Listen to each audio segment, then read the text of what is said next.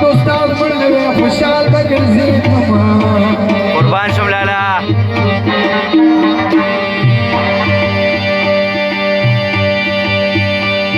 کما دو بجوړي مارو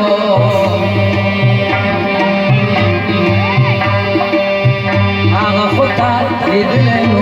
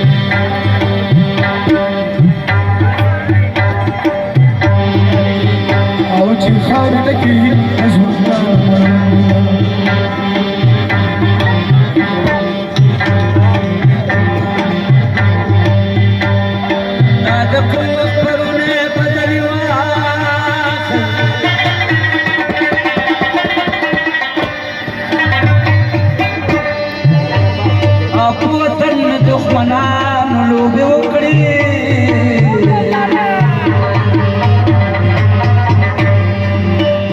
سپین پټ کې ته چا په دروم نظر ونه کړو